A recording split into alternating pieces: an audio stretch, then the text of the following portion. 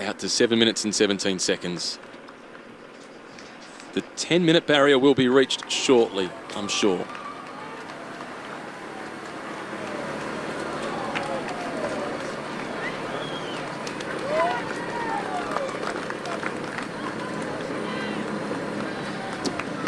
Here at the back of the bunch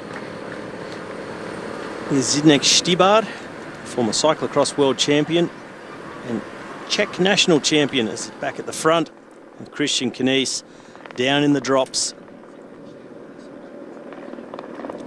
Vasil Kirienka moving up into second position, followed then by Sergio Henao. And it looks as if they're giving them all a bit more of a rest today. They're sharing the workload. And Luke Rowe, he hasn't been at the front, which is rare throughout this year's race. Oh, a nice reward for Luke Rowe. Not have to do much of the riding just yet.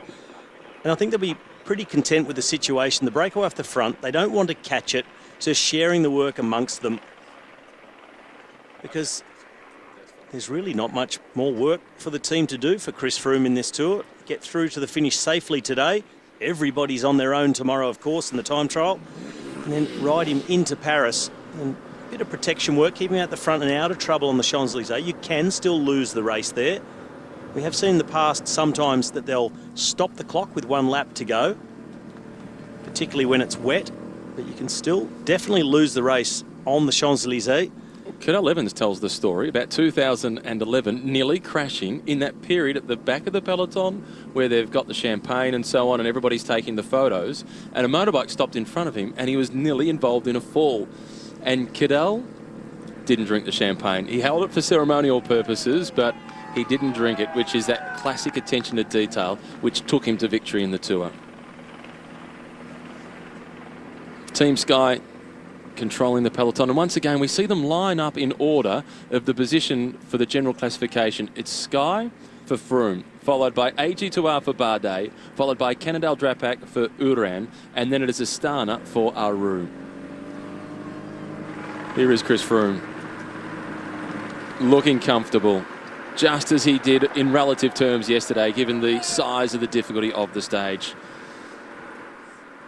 Some gliders, nice way to be able to enjoy the race. Well, those gliders, we're able to enjoy the warm updrafts here in the valley, in the Haute-Provence. Come away from the Alps now and really gets baking hot. See how Bidon go off from Esteban Chavez to some of the spectators. And this is Romain Bardet, shrug of the shoulders. Yep, it's pretty easy. Happy to cruise along and try and defend myself tomorrow in the individual time trial at just 23 seconds behind Chris Froome. Chris Froome certainly can't afford to make a mistake. And a mechanical crash in a corner, that would be enough for Romain Bardet to take over the yellow jersey in this Tour de France. We're not wishing that on Chris Froome, but these are all possibilities in the race. We saw Marcel Kittel lose his green jersey effectively by crashing. And it's a shame for all the spectators and fans that we don't get to witness what was shaping to be an incredible battle between Michael Matthews and Marcel Kittel to see who would take the green jersey home. And the same can be said for the yellow. It's always a possibility. The distance between the peloton and the front of the race, around 6.2 kilometres, 7.5 minutes. With 150 kilometres to go, still some of the bigger mountains in the background. We're in the Haute-Provence, out of the Alps, but the hills are still big. You see how much drier it's been down here in this part of France. Baking hot through the summer. The field's a lot browner. And that grass, it's been cut, ready to be rolled up. Bales of hay, feed for the winter months. For the animals, not for the people, of course. Well, Team Sky, they'll be doing plenty of feeding throughout the race. Vasil Kirienka is the man on the front. They've had the leader's jersey with the exception of just 2 days where it was on the shoulders of Fabio Aru. So almost a chance for Team Sky to lead from start to finish, but of course And there's one of the choppers that brings us those shots. Sergio Henao, the Colombian national champion, at the front, setting the tempo. Slightly different pattern today for Team Sky. The big rider in third position, Christian Knies, and then 2 behind him is Luke Rowe. Normally on days like this where it's flat-ish, they're the 2 to do the majority of the pacemaking for Team Sky. But not today. They're given a rest, and rightly so, because they've done so much work throughout this year's race. The American part Australian team, the Cannondale Drapac squad, sitting up towards the front. Third position overall for Rigoberto Urán. Rigoberto has every chance to move up to second place overall tomorrow, but it's against the odds to make up the 29-second deficit to Chris Froome. It definitely is. And I'm feeling a whole lot of love, as you can see in the sky. Our aerial stunt team giving us their best love heart above the Haute-Provence, and there below us the Durance, the river that runs through this region. A little bit of a replay of a sky emoji. 30 seconds. Pause. My heart, a nice bit of art from the French. So for those on NBC, you're now heading back to Phil and Paul.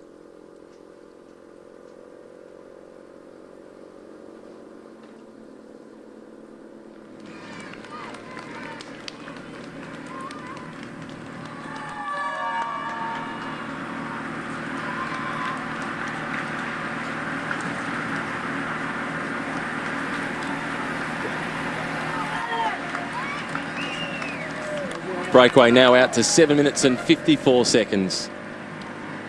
So for those tuning in on NBC in the United States, sorry about the little technical problem that you had there. There's also others watching online. For the rest of the world, we're in the thick of the action with the breakaway group of 20. Julien Simon is the man in the move for the Cofidis team. They've tried desperately with Nacer Bouhanni. He hasn't quite had the legs. They've had riders in the breakaway like Danny Navarro and Nicolas Ede throughout this year's race on the Cofidis squad. Today it's Julien Simon.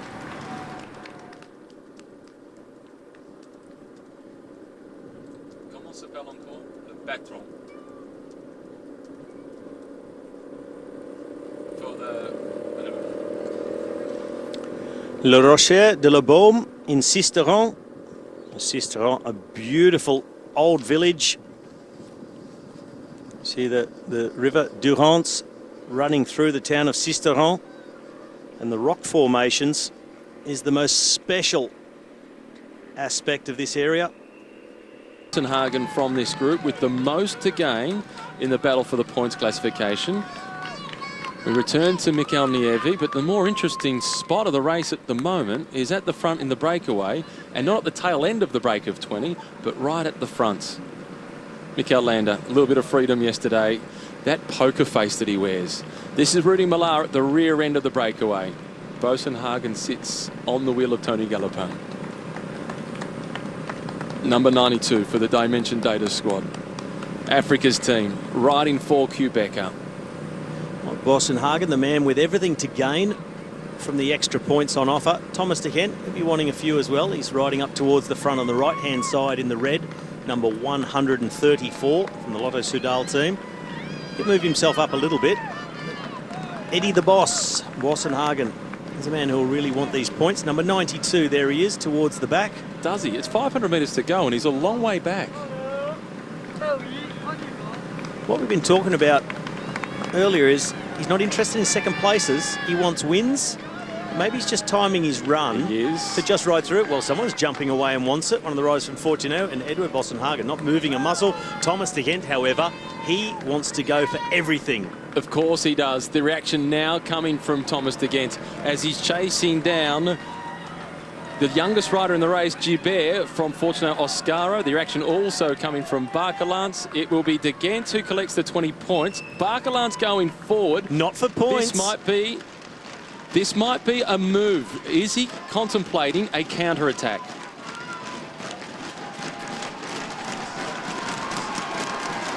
I think he's keeping a really close eye on Thomas de Gendt, not so much for the points, but doesn't want to let de Gendt get out of sight because he knows he will go long range. He was still on the pedals as he went through. Roman Siccar is wise to it. This is causing a little bit of a reaction. It will. Edvald Boasson-Hagen got himself to the front of the group and took the points for fifth, but not prepared to lay down a sprint. Thomas de Gendt not going on with it. Barkelance, he just sensed a little bit of danger. Now he eases off the pedals as well. He doesn't want to go on with it. He just wants to make sure Thomas de Gendt doesn't go without him. reacting to the reputation of Thomas De Gendt. They're all wary of him. Well, two Belgians have been in a lot of breaks together as well. Chabanel again at the back. He's cagey. The man doing the least. Or at least equal to the other man doing the least. Doing enough not to upset people, is that the strategy? Do enough just to keep it rolling, and don't get your fellow breakaway companions offside that they just start to ride against you just because they're feeling, what's the word? Aggrieved. A little bit upset at you. Aggrieved, that'll do it. We'll go with that one. Number I knew you 166. brought that thesaurus for a reason. You should see my father's thesaurus. It is in pieces. It's held together by a lacquer band, but he uses it every day for the crossword in the newspaper. Number 166, Primož Roglic. He's had one stage already. That was the stage to Serge Chevalier after the big descent off the back of the Galibier, and he's a chance tomorrow. Dawnetta Puma was at the back of the peloton with the red number on, the most combative from yesterday's stage, after finishing in second place behind Warren Barguil. Pierre-Luc Perrichon at the front, one of three riders from Fortunato Oscaro. In the group, there are two riders from the Orica Scott team. Jens Kerkele, we've seen him just drift gently off the fronts. Michael Albertini, who's a proven winner at Grand Tour level and a man of great experience. So let's catch up with the man calling the shots for Orica Scott and head into the car with Matt White, the sports director, just as they hit the base of the climb. Matt. 8 away at the front, Tony Galopin sitting at the back just riding in the wheels tempo. De Gendt looks back, checks on the rest of the group, just keeps riding along same. So De Gendt not looking like he really wants to attack at the moment. Maybe already decided they're going to ride for Galopin.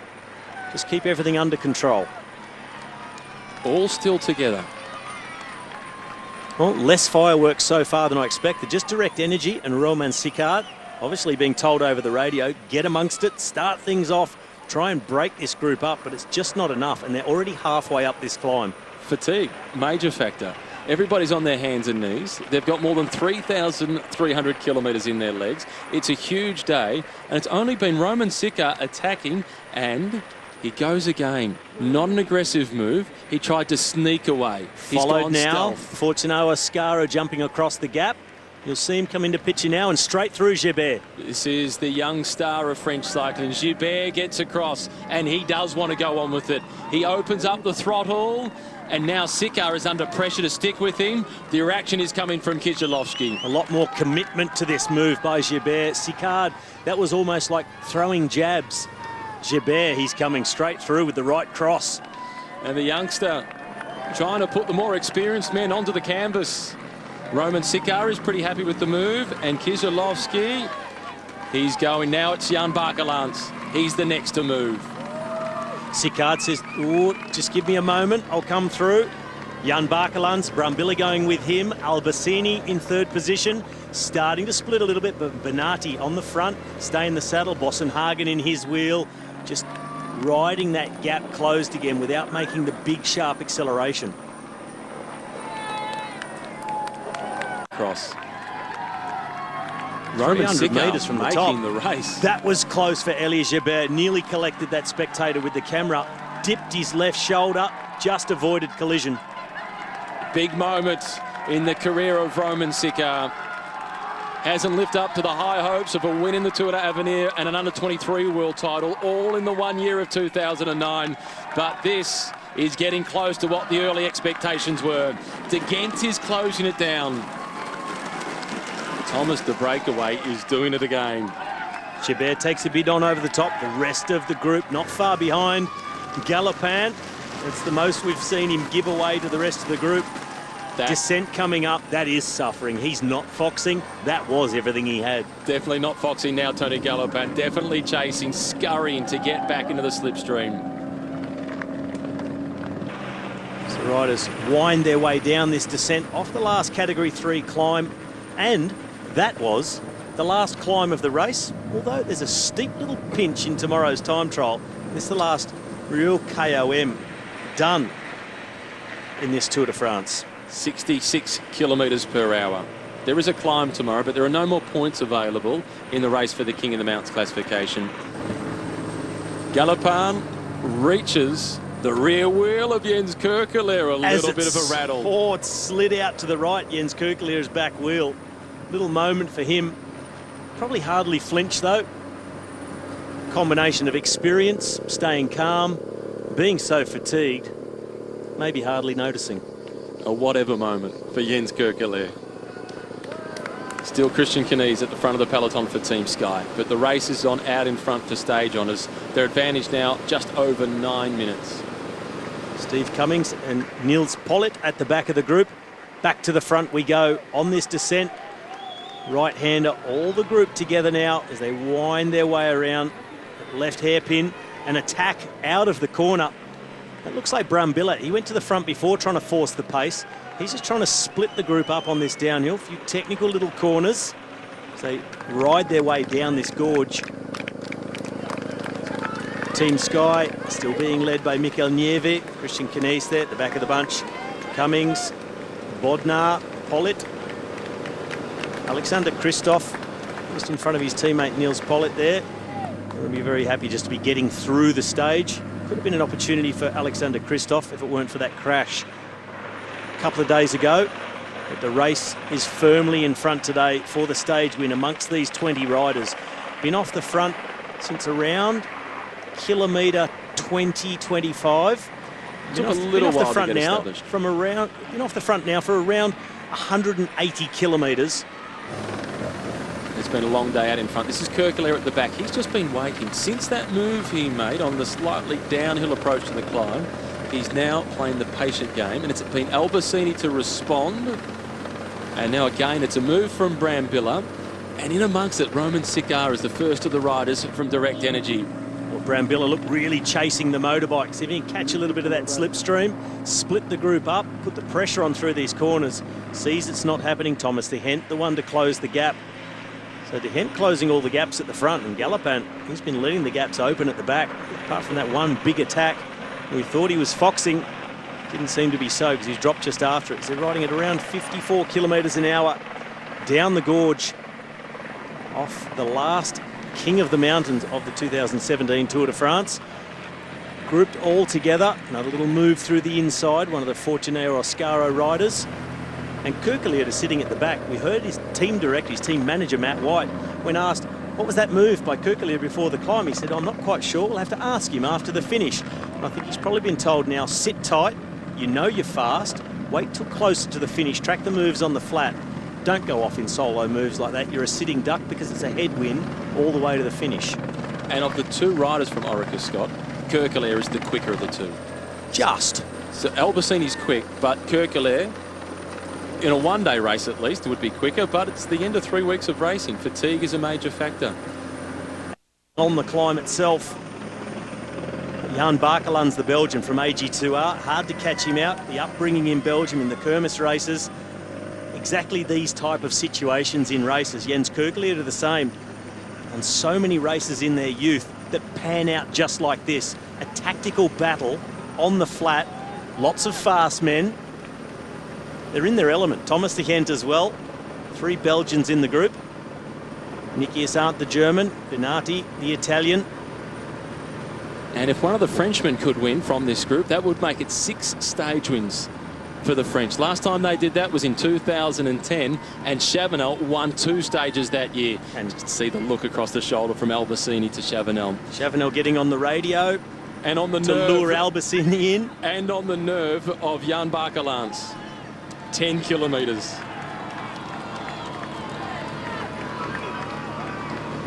So what's that saying Jan Bakelands will be saying to Chavanel? There's 7,000 nerves in the human body and you're getting on every single one of them. 10 kilometre gap between the leading group and the peloton. I reckon there's more than 7,000 too. And Chavanel's finding them. Albacini with the grimace. Kerkeleer, his teammate. Chavanel, don't read too much into the body language. Thomas de Gent at the rear of the group in red. Bakelands, he's been in so much in the bluish colours of AG2R. Nicky Assant for Sunweb. He started his season perfectly with victory at the Cadel Evans Great Ocean Road Race. This would certainly top that. And the youngster at the back, Gilbert, he is not intimidated in the least. Well, I think his team director from the team car behind over the radio will be telling him to take it easy as possible and try a late attack. He's not a sprinter. And against a guy like Boasson-Hagen or Bennati or Nikias Arndt or Jens Kerkelerde, it's going to come off second best by far. He's got to try a late attack. And Thomas De Gendt, though he's not slow, he won't match these other riders in a sprint. He's got to get rid of most of them as well. You can expect a big attack from Thomas De Gendt. And this is the closest we've seen him get to a finish in a breakaway in this tour.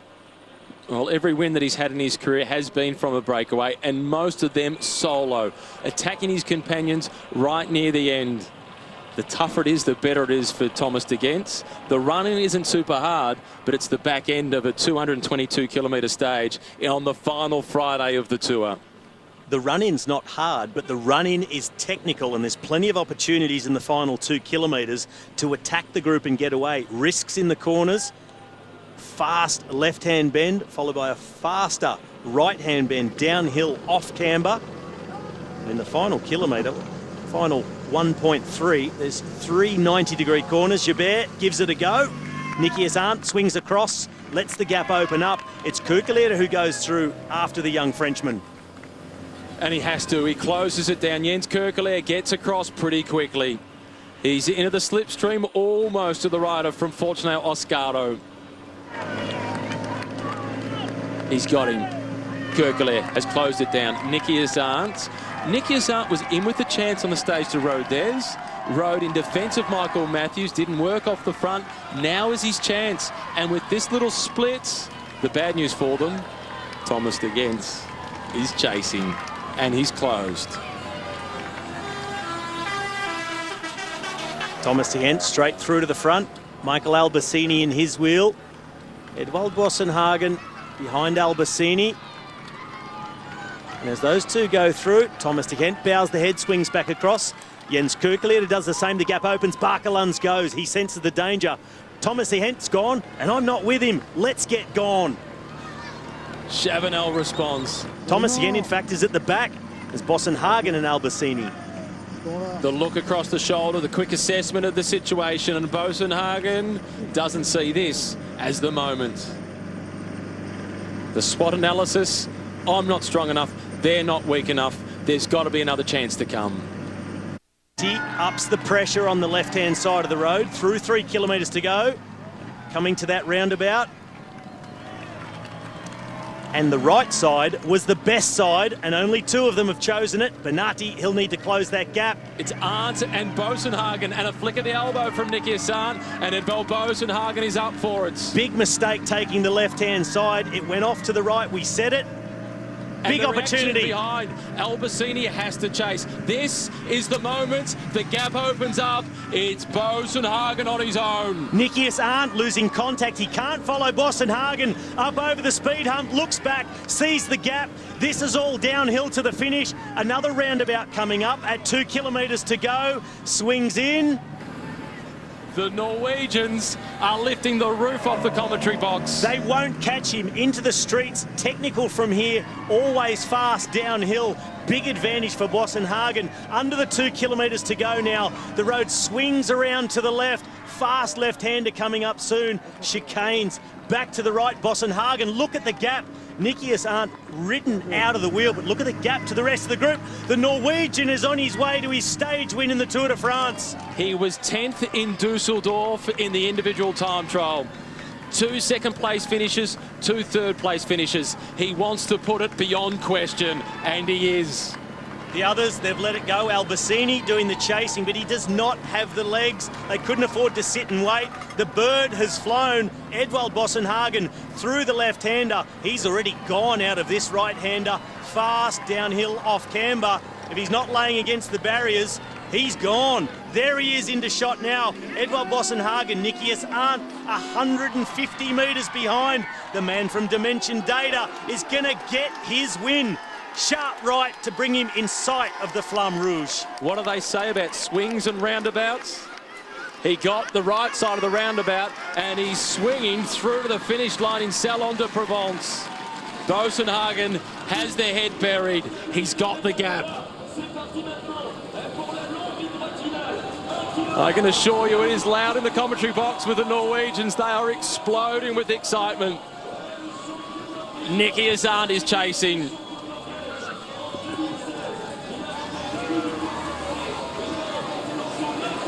The gritting of the teeth for Bosenhagen. 10th in the time trial. That highlights just how much horsepower he's got. That photo finish behind Marcel Kittel. The long way round that corner, sprinting out of each of them. One left-hander to come. Edvald Bosenhagen, that final left-hand corner at 400 metres to go. It all started taking the opportunity, took the best side of that roundabout with Arndt, rode him out of the wheel. Here comes the victory. Edvald Bosenhagen, he knows it awaits, but he can't celebrate yet. He is still applying the horsepower with that perfect technique of Bosenhagen. A shake of disbelief. Second to Kittel. What second place finish? He's first, he's second to no one. It's Bosenhagen who wins.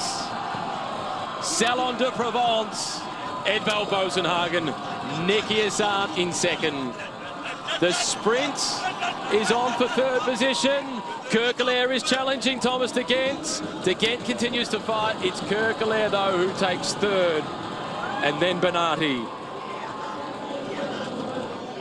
Well, Matt, I think you could hear it next door, the celebrations of the Norwegian commentators. They have got their victory in this Tour de France with Edvald Bosenhagen. Washed away the disappointment of the second place in Nuit Saint-Georges.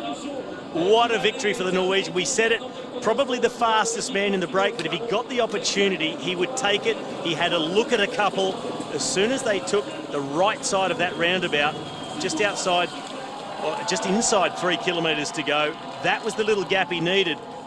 And Nicky Hazard just could not follow the acceleration. The rest of the group that's been dropped coming in. Here he is, Eddie, the boss.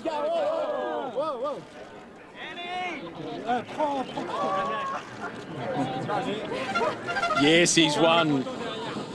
This is Perichon now coming forward for Fortunato Oscaro, trying to pick up the minor placings.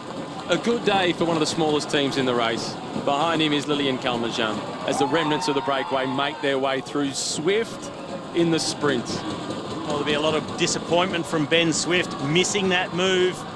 A man that we thought would have the speed to take them all on at the finish. Leads that group in for a very far minor place.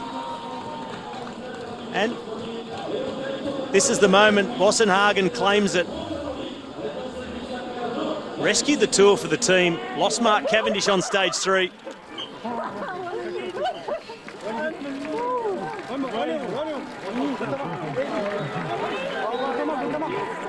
There's Dougie Ryder, the general manager of Dimension Data. From all the disappointment, now the smiles. De La Soul said it the best. 3 is the magic number. Stage win number 3 at the Tour in the career of Edvald Bosenhagen.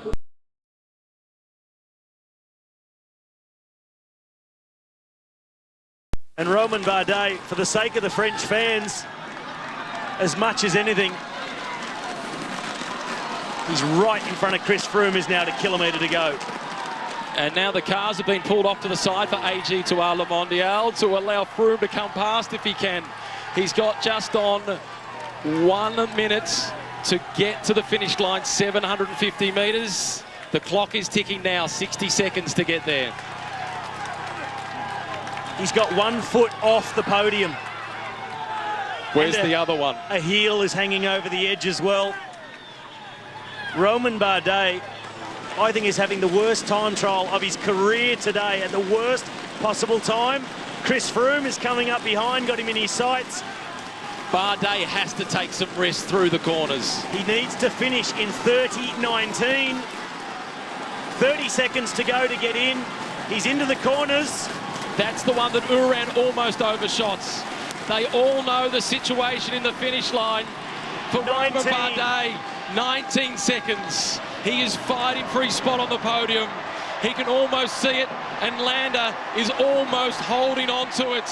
He sprints 100 metres, 30 minutes and 19 seconds. Keep going, Bardet.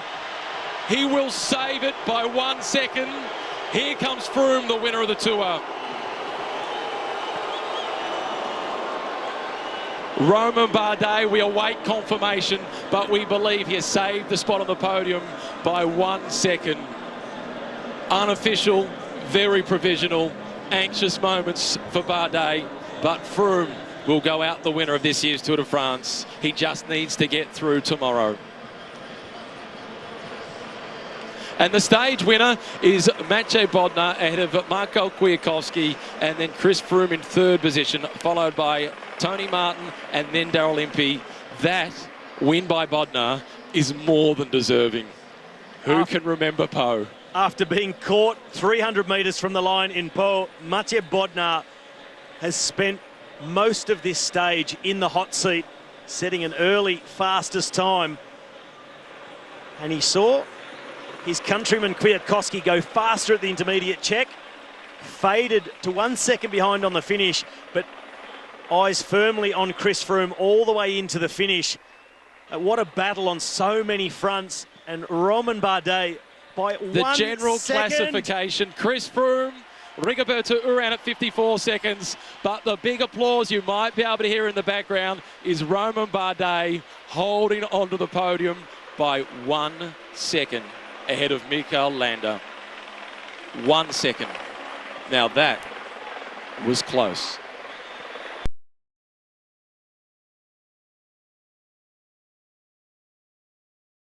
After more than 3,400 kilometres of racing across 4 weekends, 3 full weeks and 20 stages, there's just the 21st that remains before Chris Froome is crowned the champion for the 4th time in his career. He is most definitely one of the all-time greats.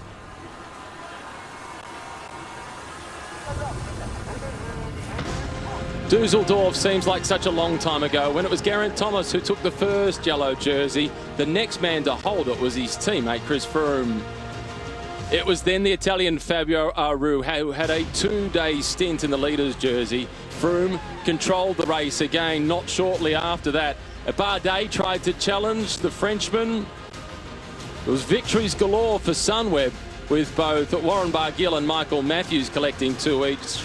The Norwegians, they went bananas when it was Edvald Boasson who got the win. And yesterday in Marseille, it was Bodnar who won, but the story was the save by Bardet for third, just 1 second ahead of Landa as Chris Froome secures yellow.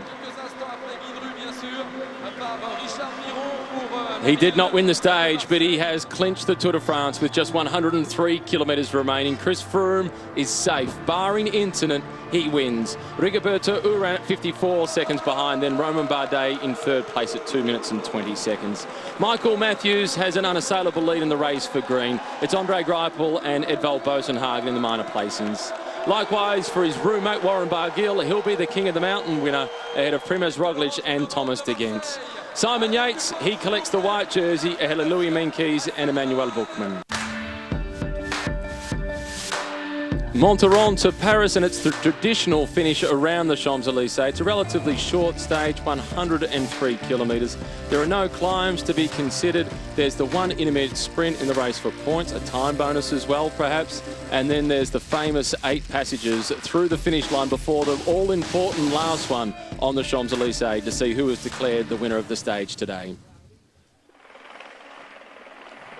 Hello and welcome to the final stage, the 21st stage of this year's Tour de France, the 104th edition of the race. Matthew Keenan and Robbie McEwen with you. And Robbie, although today early, we'll be talking a lot about the celebration, about the champagne, about the yellow jersey. But for the sprinters, this is a day of really high stress. You're right, it's not a day of celebration. It's no time to relax. You'll see a lot of smiles out there, a lot of joking amongst the riders, a lot having a chat. But most of the sprinters, and if they're serious about this thing, all of them will have that laser focus.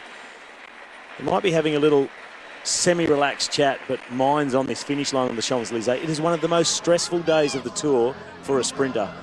And you add to that if you haven't won a stage yet. And apart from Michael Matthews, none of the other fast men have won a stage. Well, Michael Matthews and Edvald Boasson, although it wasn't in a sprint. Oh, yes, okay. Add him in there. Although it wasn't in a sprint. So the pressure's off Boasson, and Matthews, but the pressure is firmly on all the others. Greipel, Groenewegen, Bouhanni. 11 teams without a victory. Kristoff, list goes on. Degenkolb as well. It's a tough day ahead for those men. So whilst everybody else is relaxed, you've been in this position before, coming into Paris as a sprinter without a stage win, heading into the final day. What's the feeling like in your belly? Nerves mixed with anticipation, with a whole bundle of stress as well, but it's how well you can channel that, how well you can use that to your advantage, and you've got to be aggressive in this stage. It's a tricky finish. The Champs-Élysées is straight and wide for the most part. The approach through the last kilometre, and mostly to get into that last corner across the Place de la Concorde, you have got to be prepared to fight hard. But if you don't have the position in that last corner at 350 metres to go, forget it. 167 riders remaining in the race. Obviously, not all 167 of those are going to be doing battle in the manner that Robbie was talking about to try and win the stage. But plenty of them will be there to try and support their teammates. Others, it's just a matter of survival to get through. And for the likes of Chris Froome, it will be a case of enjoy the moment. But then that battle for third place, there's only 1 second that separates Romain Bardet and Mikel Landa. Landa has made all the noises of a man who's not going to challenge and try and take away that 1 second. But I'm not sure that Romain Bardet can afford to relax. Romain Bardet can't relax. He can't take anything for granted. And we're yet to get confirmation on how it's going to play out at the end of the race, because we've seen in other years, especially if there's a few drops of rain, it starts to get wet on the Champs-Élysées, then it's like trying to ride on soap. It is so very slippery and treacherous. If the riders come into town and there's the threat of rain, or it has actually rained, we've often seen in the past that the commissaires will say the final time of the race, the final time is taken the first passage of the finish line. After that, there will be no more time gaps. What about the time bonuses for the intermediate sprint? No. Remember the 2005 Tour de France, when Alexander Vinokourov came into the final stage with a few seconds behind Levi Leipheimer in 5th position, and he went for the stage victory to open up a small gap and take the bonus and move from 6th to 5th, because top 5 is vastly different to 6th as a top 10. And they were already sprinting out on the road for bonus seconds at intermediates. Can you remember the tension? You were in that race. I was in that race and I was watching on. I was also up there trying to get some points to try and claw my way back in the green jersey competition that year. I missed out on a whole heap of points on a day where I actually got relegated to last position in the peloton. But it's a very stressful day for the sprinters and anybody close to each other on GC like Landa and Bardet. And if they are going to do it as a normal stage right through to the finish line, if those gaps open up in the peloton, effectively Landa could still put himself on the podium if he's in the front group and Bardet's caught behind a split.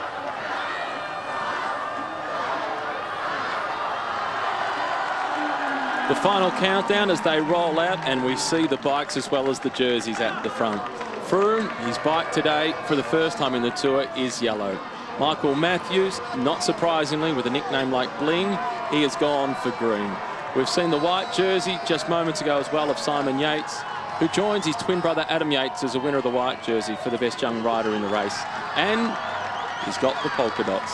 Warren Barguil has got the white bike with the red dots, and he has been the darling of French cycling in this race, even though Romain Bardet is on the podium in 3rd place. Yeah, you just hear the cheers from the crowds, and they are huge for Romain Bardet.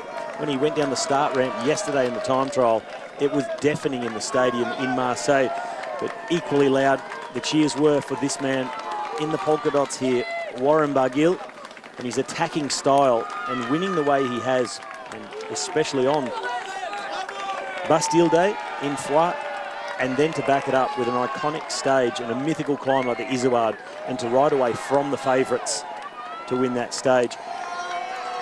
The only thing I think Barguil shouldn't have won in this Tour was the Super Combativité prize. And the general public, who all voted online via social media, thought Thomas de Gendt should have got it, and I do too. I think Barguil's won enough. He's got a jersey, got 2 stages.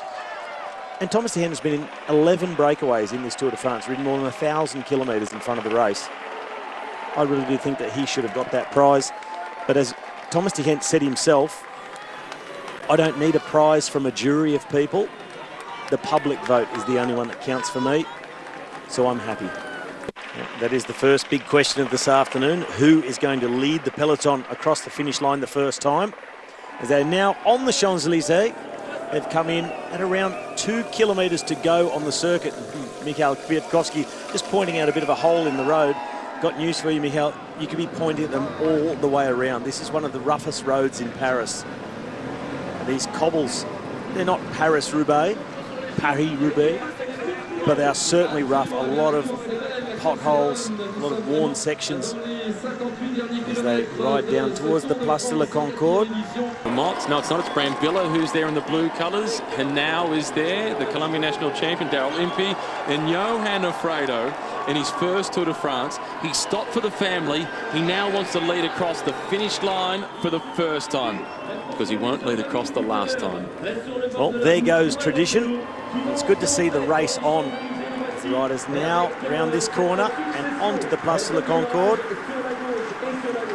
past the Fontaine de Fleuve, through the last corner. At this point, 350 metres to go. As the French flag comes in a full effect, courtesy of the Batron, making its trip all the way up from Sisteron, and we'll hear the roar as they go down the Champs-Elysees and head towards the Arc de Triomphe.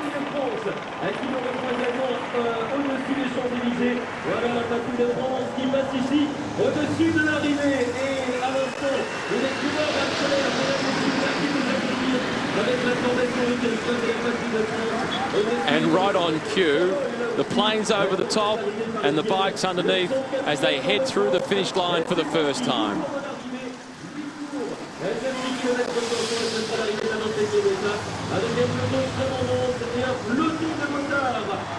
Quite a few riders from the Dimension Data team down towards the back. Africa's team, as one of Africa's very own, is going off the front.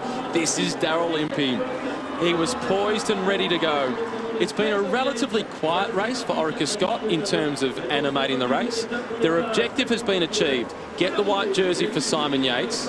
So they've ridden a defensive style of race. Just see if Simon can hold on and protect him when they can. As he and Louis Meintjes, it was a survival of the fittest against those racing for yellow. Now is a chance for Impey to shine.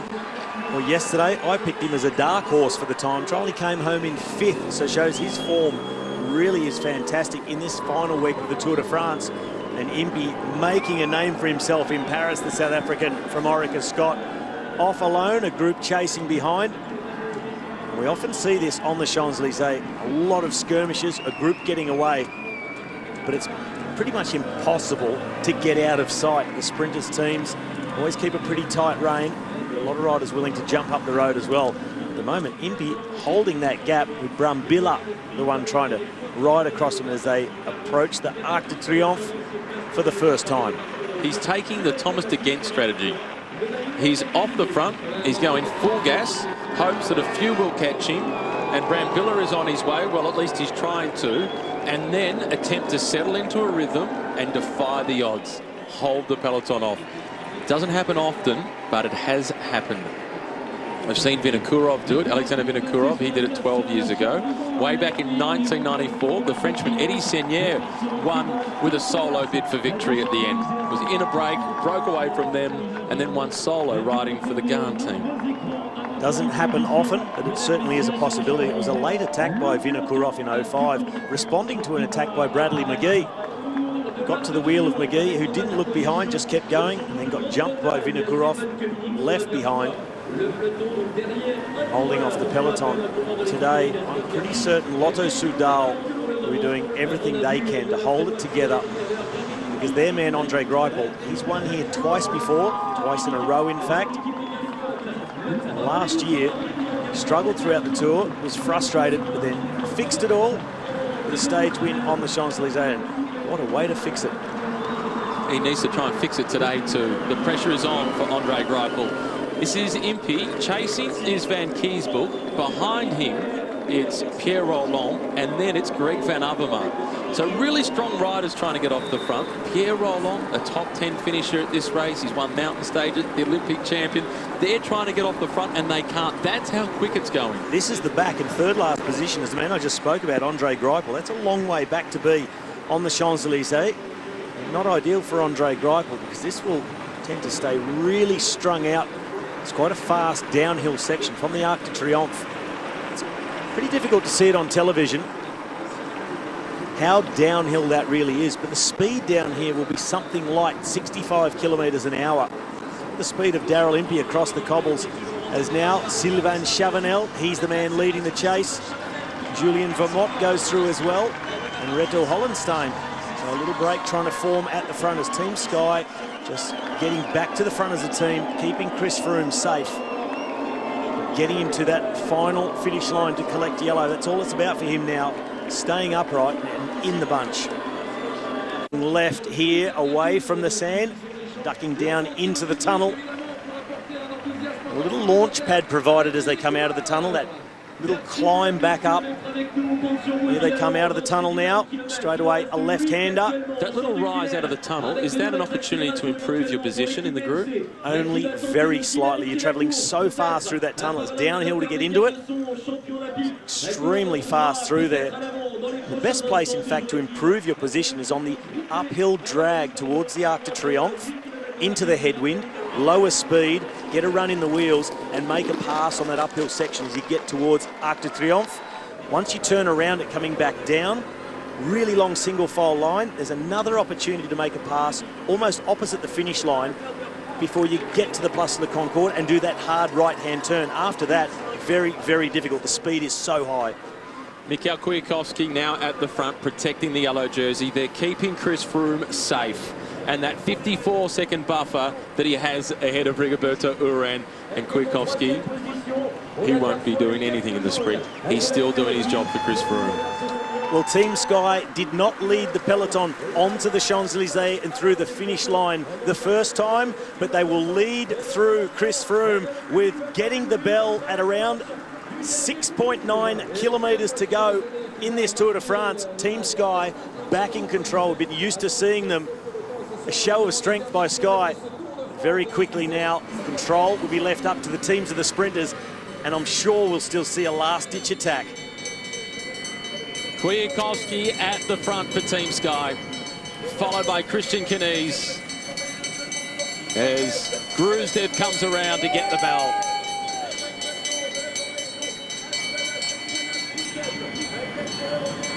Gruzdev going forward for Astana as Kwiatkowski controls the peloton. And now is the team of Nacer Bouhanni in red fighting their way to the front. Katusha likewise for Alexander Kristoff. Well, Katusha, one of the teams we hadn't seen contribute to the chase for Kristoff, waiting in all their numbers, a lot like Trek Segafredo for John Degenkolb. Gruzdev at the moment, he is opening a gap. Michael Kwiatkowski, and you look at the headwind, the flags flying on the side and off the lamppost. This is a difficult section, the run up the hill towards the Arc de Triomphe. Thomas Voeckler, as we said, taking the opportunity to farewell the public in his final race day of his career, his last Tour de France and his last race.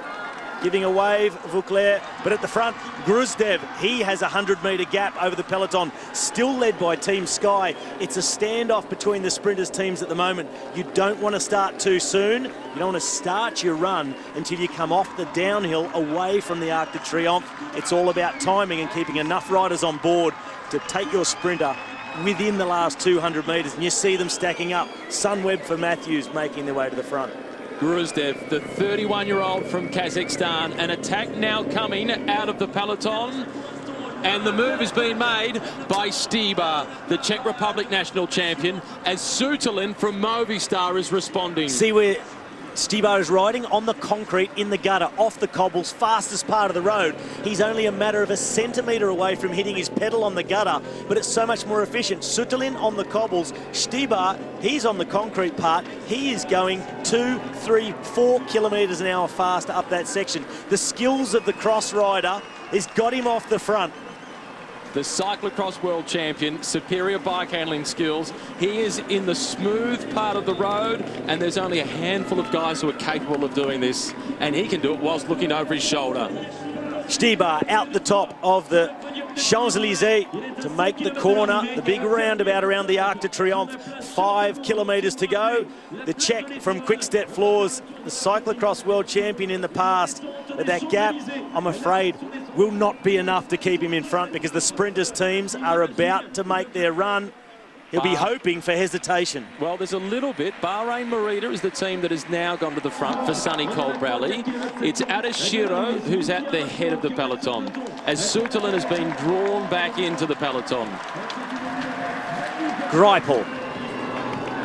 Still a fair way back, Stybar. He's got plenty of horsepower, and this would make it stage win number 6 for the Quick-Step team if he was able to defy the odds and get there. Well, Stybar would have been rubbing his hands together as they brought that breakaway back into the peloton with over a lap to go, planned his move, and that move up the gutter on the concrete. Just textbook for a rider with such great skills to ride on such a tiny piece of road. Give him the gap. And he's got a significant gap. One of the Astana riders coming out of the peloton now. Look at the sprinters teams. Nobody really willing to go for it just yet. Don't let Stybar get too far in front. Well, the rider from Astana, that was Grivko, the Ukrainian on that occasion, who was trying to go forward. He's been mopped up very quickly. Katusha now. It's Hollenstein going to the front for Katusha. Tony Martin behind him. Jack Bauer leads the peloton, and he's a teammate of Stybar. Jack Bauer's going to the front. A false tempo where he won't get swamped, but he slows them down. Jack Bauer in second wheel. It stops guys contributing straight away to the chase. When this first rider's cooked, he'll look around. Nothing will happen. Next rider comes from third wheel, but that is the Katusha team in the middle of the road in the red. That is Cofidis for Nacer Bouhanni. 3.3 kilometres to go. Stybar now coming past the finish line on the opposite side of the road. At 61 kilometres per hour, Zdeněk Stybar is off the front.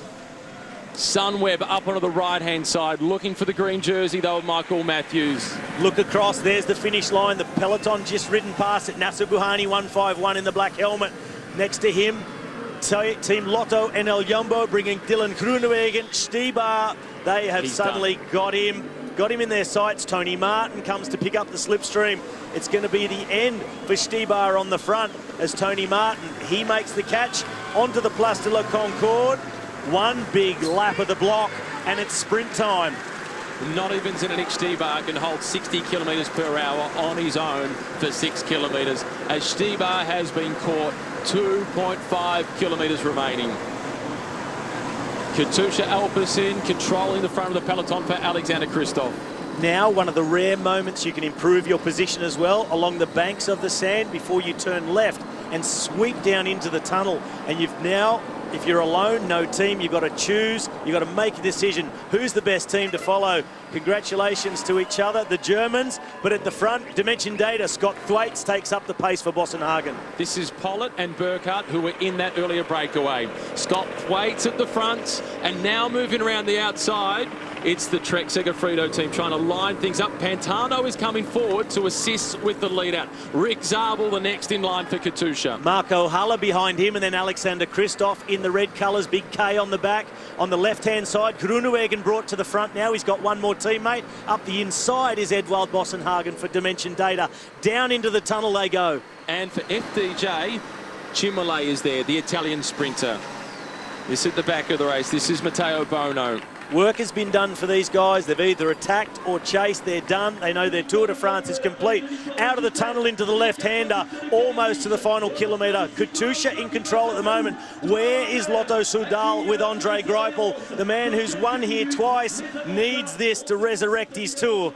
And he's got some work to do. He's a fair way back. He's in around about 15th position. Rick Zabel is on the front. And there's Lars back again, trying to bring Greipel forward. Bouhanni with the black helmets. 1K to go, a lot of work to come from Lotto Soudal on the front. Rick Zabel, what a lead out. And Dylan Groenewegen in third position, ideal. Up the left go Katusha, Alexander Kristoff. Bouhanni on the right, Edvald Bossenhagen. And here comes Greipel behind Bossenhagen. He's got Tony Gallopin in front of him. Galopin is trying to do the job. The battle for positions as Bouhanni boxes his way in and takes the wheel. No, he doesn't. He gets pushed aside. Greipel on Bossenhagen. Bossenhagen on Christoph. Christoph behind Dylan Groenewegen, who's in second. It's Rick Zabel brings him across the Place de la Concorde. Final corner. Groenewegen, Christoph, Bossenhagen, Greipel. Marco Haller at the front. Groenewegen is the first to go. Christoph has his wheel, and then it is the other Norwegian with Edvald Boasson-Hagen. It's now Greipel who steps out, and he's making a charge for the line, but it's Groenewegen with his nose in front. Boasson-Hagen is challenging. Greipel is about to arrive. It's Groenewegen who gets there, but only just. We'll wait for the photo. What a sprint by Dylan Groenewegen, the first man to go into a slight headwind breeze. He went so early.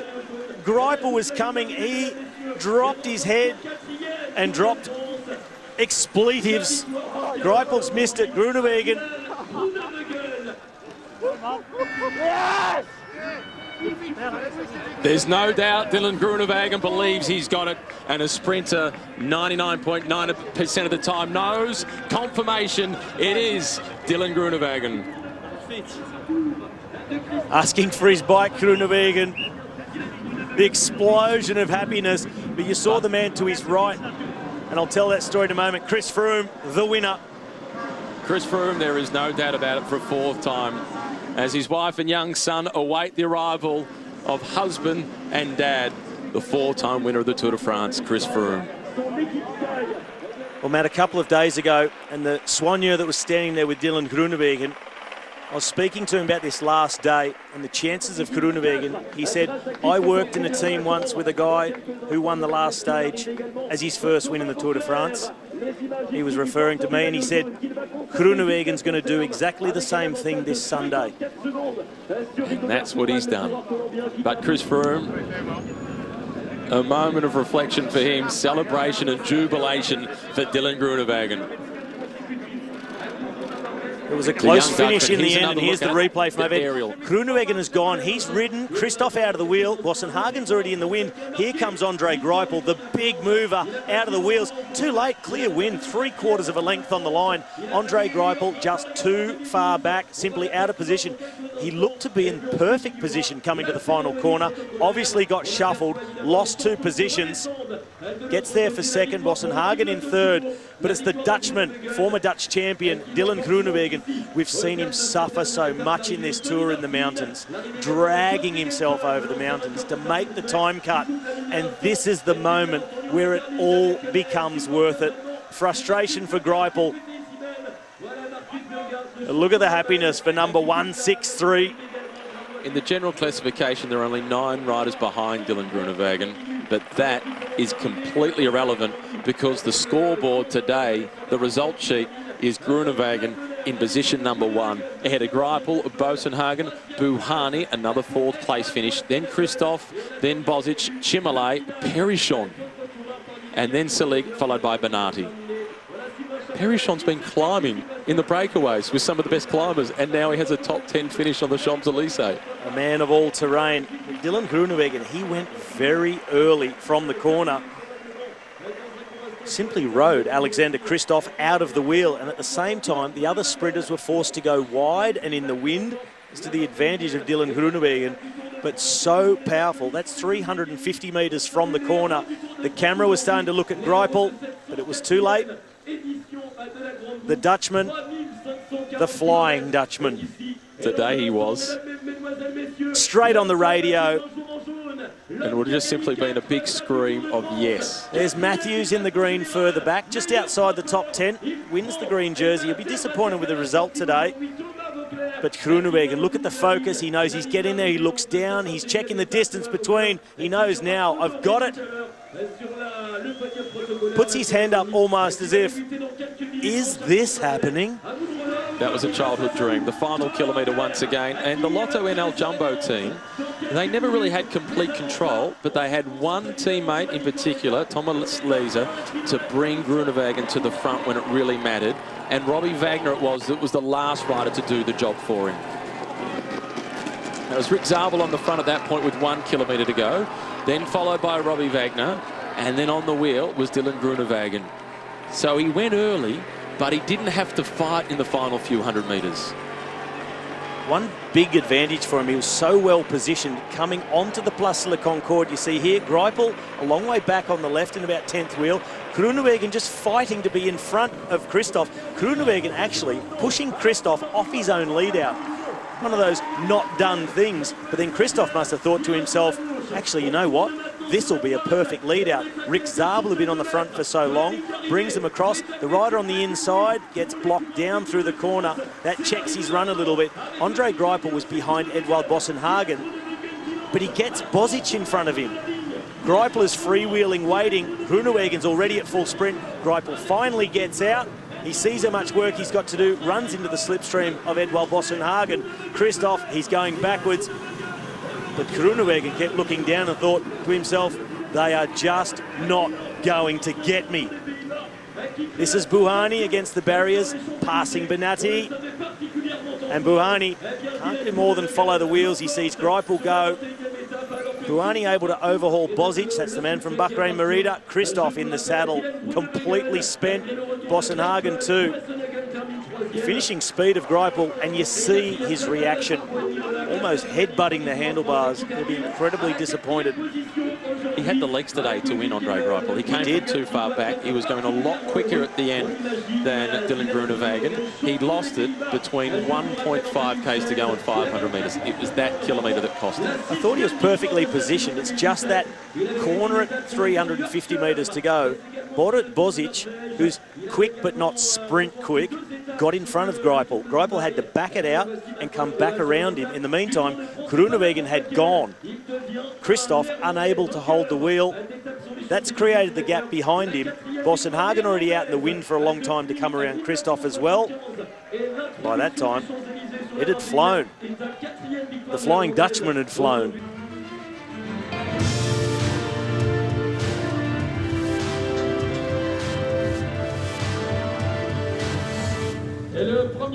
What a lovely moment for Dylan Groenewegen. Fantastic. Family first, absolutely. Never mind the protocol and the billions of TV viewers. Family matters most. And there he is, Dylan Groenewegen, under the arch of the Arc de Triomphe. Ce trophée a été réalisé cette année par les artisans de la cristallerie française Dôme et a nécessité une centaine d'heures de travail pour sa réalisation. Receiving the special trophy from the mayor of Paris.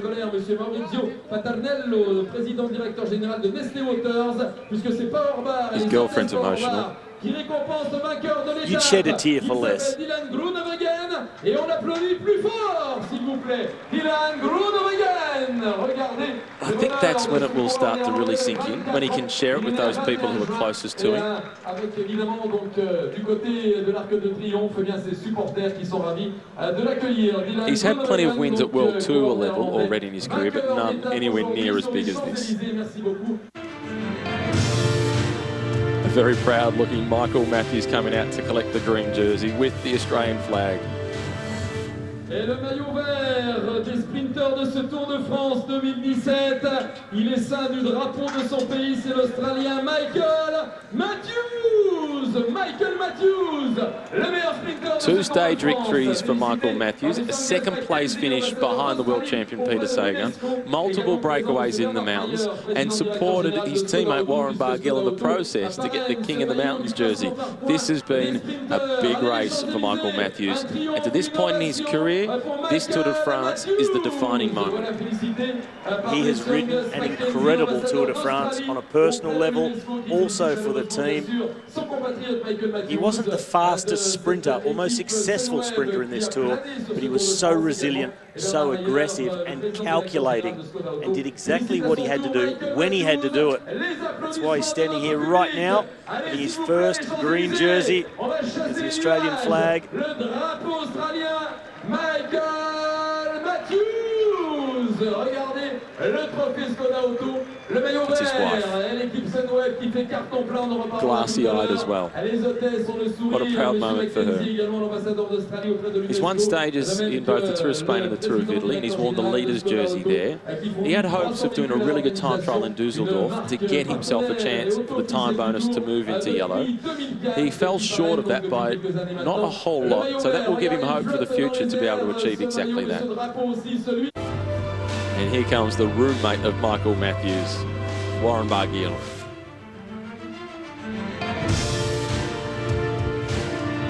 Can only imagine the atmosphere in that room. And just like his roommate, Warren Barguil, he had 2 stage victories and a second place finish. The second place finish was a photo finish behind Rigoberto Urán. And for a little while, Barguil thought that he had the win. There were tears of joy followed by tears of disappointment. But now he can reflect on the biggest moment in his young career. And finishing in the top 10 in the overall standings, just to add to the achievements of Warren Barguil. 10th position, 9 minutes and 25 seconds behind Chris Froome.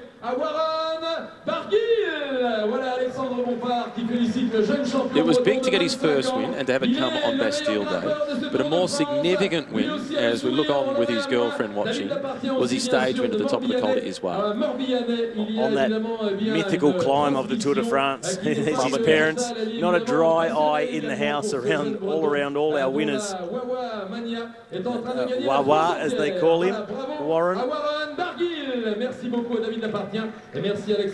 For this Tour de France, probably not the most popular name in France, very far from it, but there'll be a heap more over the next year or two.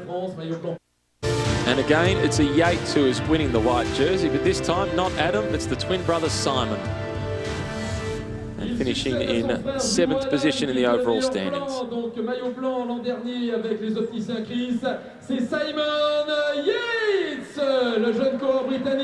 Simon Yates, il est le meilleur jeune de ce Tour de France. A reward for consistency at this year's Tour de France for Simon Yates. It's been a hard-fought white jersey as the contenders fell away behind him. It was Louis Meintjes who stayed in contention for so long. It was a fascinating battle between those two, a race within the race behind the biggest favourites like Froome, Aru, Bardet, Urán.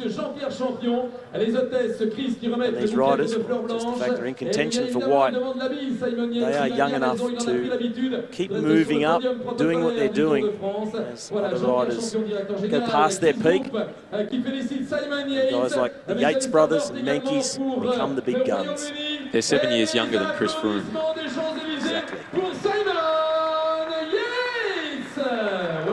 Celebrates his 25th birthday on the 7th of August. He has 1 more year at least to run on his contract with the Orica Scott team that expires at the end of 2018. I'm sure they'd be keen to extend that though, the team.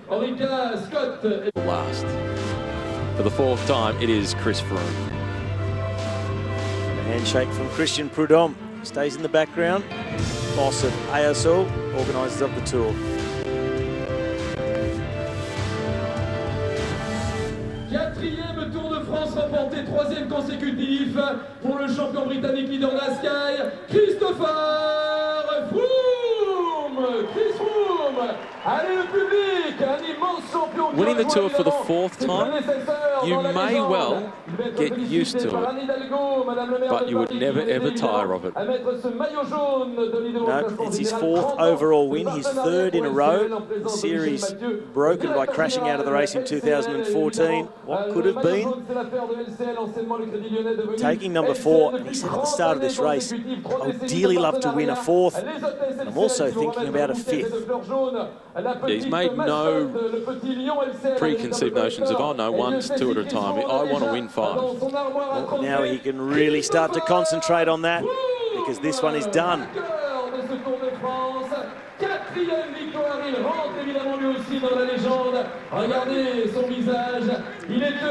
And Chris Froome has won his first bike race for 2018, the Tour de France. How cool is that jersey that his son is wearing with the big Froome on the back, and his wife Michelle? Mais celui qui l'a encore cette année pour la 3e fois consécutive, c'est Chris Froome. Voilà l'équipe Sky en fait, on la retrouvera au grand complet un peu plus tard dans ce podium protocolaire, puisqu'elle sera aussi la meilleure équipe. Voilà le pouce en l'air, allez les photographes, allez la tribune officielle, allez le public, plus fort. We've seen him smiling plenty of times on the podium, but not quite like he smiles when he's in Paris, and there's no defence tomorrow.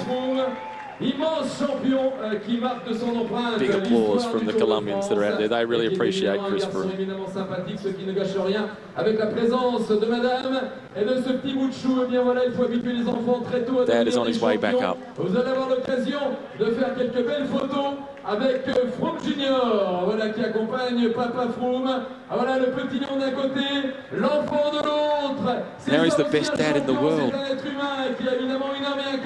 as well as the best bike rider. Merci Chris Froome, une belle photo à faire. Et il a dans les bras d'un côté. Pretty tough to get those soft toys, those lions. The credit Lyonnais, the sponsor of the yellow jersey. Chris Froome's son has got plenty of them. So share them with all his little friends. Prestigieux évidemment, donc, qui est toujours un final grandiose sur fond d'arc de triomphe après l'hymne français, la Marseillaise et l'hymne officiel du Tour de Men to share the podium with the yellow jersey wearer. The 5th time a Colombian has reached the podium, just the 3rd Colombian to do so. Fabio Parra was the first, that was in '88. Nairo Quintana has done it 3 times with 2 seconds and a 3rd, and now it's Rigoberto Urán who'll be going out there for the first time in his career into 2nd position. Romain Bardet, last year he was 2nd, this year he's 3rd, but this year he was a lot closer to Chris Froome. Et sur la 3e marche du podium, 2e podium consécutif, le Français Romain Bardet. The first Frenchman this century to make multiple appearances inside the top 3 at the Tour. Part of that new generation, Bardet, Barguil, Demar, a guy like Alaphilippe, who didn't ride the Tour due to injury, but they've got some great young riders coming through. All trying to knock this man off the top step. About to play the national anthem of Great Britain. I think Rigoberto Urán is enjoying himself.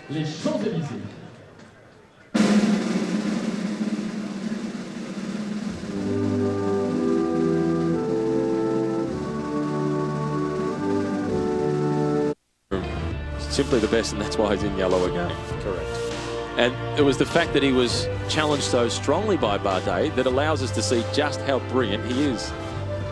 He now leads out his team for the team's classification. This is Mikhail Kwiatkowski, Luke Rowe, Christian Knies, Mikel Landa, Mikel Nieve, Vasil Kirienka, and Sergio Henao, the Colombian national champion, the last one to go up onto the podium.